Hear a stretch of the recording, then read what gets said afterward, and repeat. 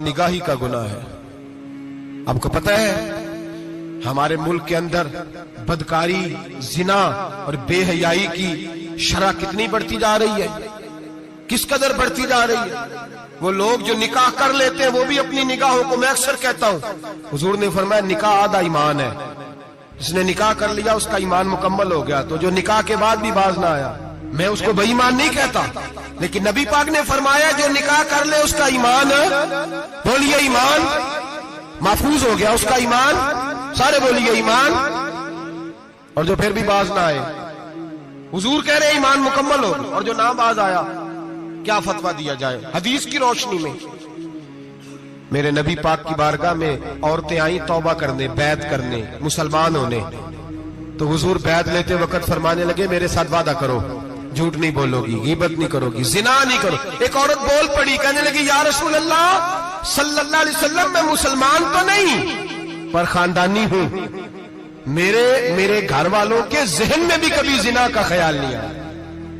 हम तो इसे खानदानों के वकार के खिलाफ समझते हैं। रोज बुरी नजर से किसी को देखना और किसी के बारे में गलत बातें, नाराज ना होना।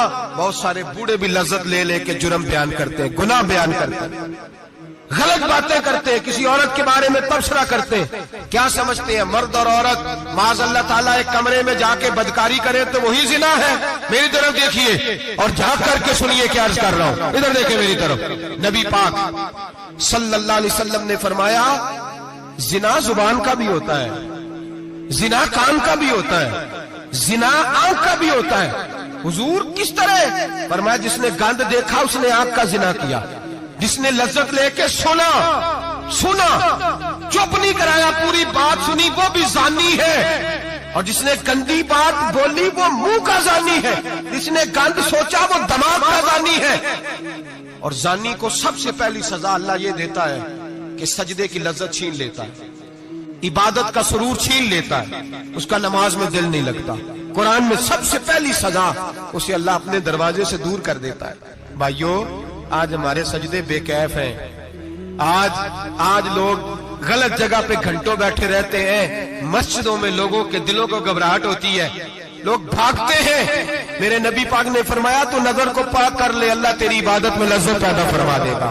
मेरे भाई याद रख ले और सुन ले, सबसे कमजोर आदमी वो है जिसका जहन पाक नहीं। सबसे कमजोर आदमी वो है जो किरदार का गलत है। एक बात मैंने पढ़ी, अब यकीन करें मेरा दिल करे कि मैं आग लगा दूं इस उन्वान को जिस पे गंदगी लिखी जाती है, उन अखबारों को, उन चीजों को जिस पे गंद लोगों के दिलों में। वो इंडिया की एक वजीर आजम औरत गुजरी तो किसी ने उससे कहा कि पाकिस्तान ने तो तुम्हें शिकस्त दी है, तुम जीत नहीं सके बड़ा मुल्क होके। कहने लगी कोई बात नहीं, थोड़ा वक्त ठहर जाओ, हम इन पर तहजीबी यलगार करेंगे, इनके घरों में नंगा नाच करेंगे, ये गंदी तस्वीरें देखेंगे, ये गंद में उलझ जाएंगे। और जो कौम गंद में उलझ जाया करती है वो फिर किसी से लड़ने की ताकत नहीं रखती, उसके अंदर डट जाने की हिम्मत नहीं होती, उसकी गैरत के जनाजे निकल जाते। दिल करता है जल जाए वो जल जाए जहां से बुराई फैलती, तबाह हो जाए वो इलाके जहां से गंद होता है। लोग गंद की कमाई खाते हैं, गंद की। एक्टरों के साथ खड़े होकर फोटोएं खिंचाते हैं और गुनाह पे फख्र करते हैं। और गंदे लोग कहते हैं अल्लाह का फजल है हम गंद फैला रहे हैं, सुम्मा माज़अल्लाह। लोग गुनाह पे फख्र करते हैं चौकों चौराहों में। मोहम्मद बिन कासिम आए हिंदुस्तान पे राजा दहर के मुकाबले में, नौजवान मेरी तरफ देखे और सही होके बैठे, खासे सही होके बैठे, तकरीर नहीं कर रहा, जज्बात का, मेरे जज्बात सुने, दिल के फपूले जल रहे हैं सीने के दाग से। अल्लाह की कसम रूह की गहराई से बात कर रहा हूं, वो बात कर रहा हूं जो सीना कह रहा है कि फट जाए और कहना ना पड़े। कुरान और हदीस पढ़ते हैं और फिर अपना हाल देखते हैं तो लगता यह है कि अजाब करीब आ गया है, लगता है जमीन फटने वाली है, आसमान गिरने वाला, लगता है करीब आ गया है सारा कुछ। समझे क्या अर्ज कर, ये बात अगर आप समझ गए तो कीमत वसूल हो गई। इसको समझ गए तो समझ ले आपके मिजाज के अंदर अल्लाह ने तब्दीली पैदा कर दी। मोहम्मद बिन कासिम 18 साल का जवान, एक औरत की इज्जत पर राजा दहर हिंदू ने हमला किया, मोहम्मद बिन कासिम बचाने आए। जब हिंदुस्तान आए फौज थोड़ी थी, इलाका थोड़ा था, راجہ دہر کی فوج بہت زیادہ، اور پھر اپنا عرب چھوڑ کے یہاں آ کے ہندوستان میں اس کے علاقے میں اس پہ حملہ کرنا، حالات خراب تھے۔ محمد بن قاسم پریشان ہے۔ ایک بزرگ نے دیکھا، کہنے لگے پریشان کیوں ہو؟ کہنے لگا سوچتا ہوں علاقہ بھی اس کا، فوج بھی اس کی، میرے فوجیوں کو تو رستوں کا بھی نہیں پتا، کیسے جنگ کریں گے، کدھر سے آئیں گے، اور پھر ہمیں زبان بھی نہیں آتی، کیسے کام ہوگا، ڈر رہا ہوں۔ 2-4 دن گزرے تو محمد بن قاسم اشاش بشاش ہو گئے۔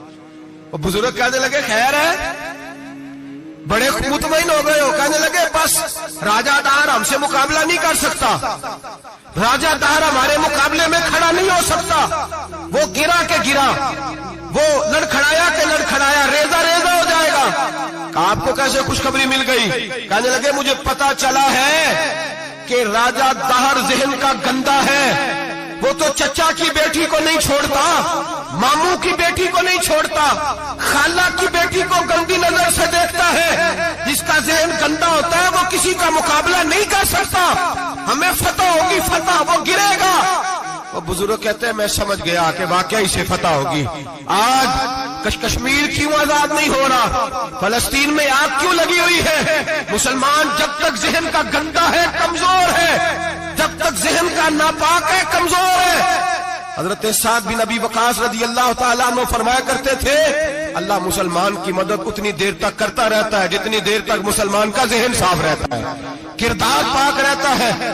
آگ اس لیے معاشرے میں لگی ہے۔ نوجوانوں تم کہتے ہو کامیابیاں نہیں ملتی، اسے کیسے کامیابی مل سکتی ہے جس کا ذہن ہی صاف نہیں؟